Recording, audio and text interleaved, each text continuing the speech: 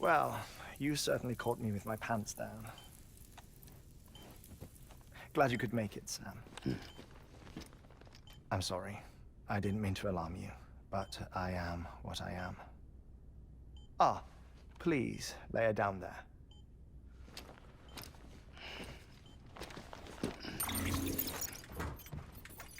Still no sign of them. You know your heart stops beating. It stops every 21 minutes. I spend 3 minutes on the beach, and then return. 60 deaths and 60 resurrections per day. 60 opportunities to search the beach for my departed family. This is how I live. This is my life. So, while you've traveled to and from the sea an impressive number of times, my beach count is a little higher. 218,549.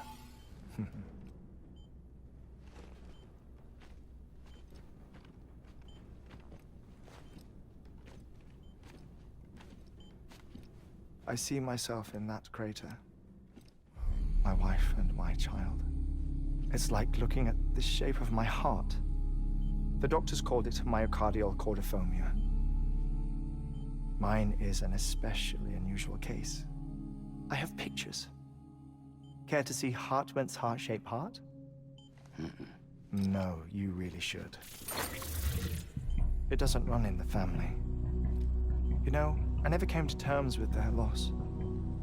In the days that followed, I became obsessed with an idea that the beach is real and they are on it. I would induce cardiac arrest, 3 minutes at a time, and search for them, day after day after day. Also, you could say goodbye. Quite the opposite. It is said that everyone's beach is different. So what if everyone's afterlife is different too? I find the thought terrifying, spending eternity alone, which is why I decided to find my family and make sure to move on with them. You mean die with them? If death would see us reunited, then yes. But the repeated cardiac arrests took their toll on my heart. The muscle gradually deformed. And after a while, they started calling me the beach scientist. Hartman. I'm glad we could have this conversation. Oh. A body that doesn't necrotize. No sign of decomposition. It's as if she were still alive. The perfect mummy. An impeccable corpse. What's wrong? Where's the other thing you were supposed to bring? Ah, found it. Behold. Wait, dead man. It appears to be an umbilical cord. Human by the looks of it, I think. But this was no ordinary conduit between fetus and placenta. It looks more like a BT's tether. And this was Mama's? Yes. A body that doesn't necrotize and an umbilical cord connected to the beach.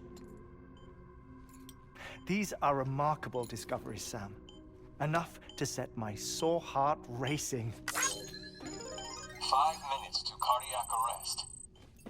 I apologize if our conversation gets cut short. I must go back to the beach and look for my wife and child. One person, one beach. That's the rule. But I'm the exception. My beach is connected to others, as if it were the beneficiary of a coronary bypass. Maybe this twisted heart of mine made it possible. All I know is that I will find them. even if my every visit raises new questions. I'll have my answers one day. One day. 3 minutes to cardiac arrest. The battlefields. The endless wars you found yourself trapped in.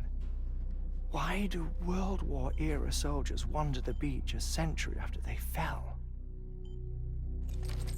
Normally the souls of the dead move on. The beach is just a corridor, a place through which they pass on the way to the other side. But if regret, resentment, a fervent desire to remain, if these feelings are powerful enough, they may give rise to an altogether different beach, a collective purgatory for an army of the damned.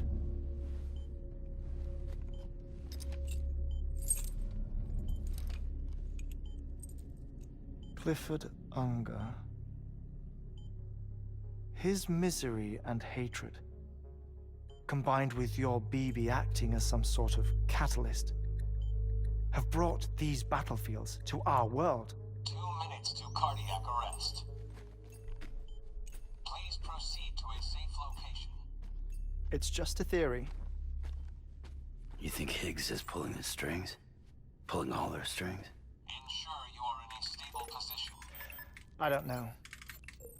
But evidence does suggest that Higgs brought them here.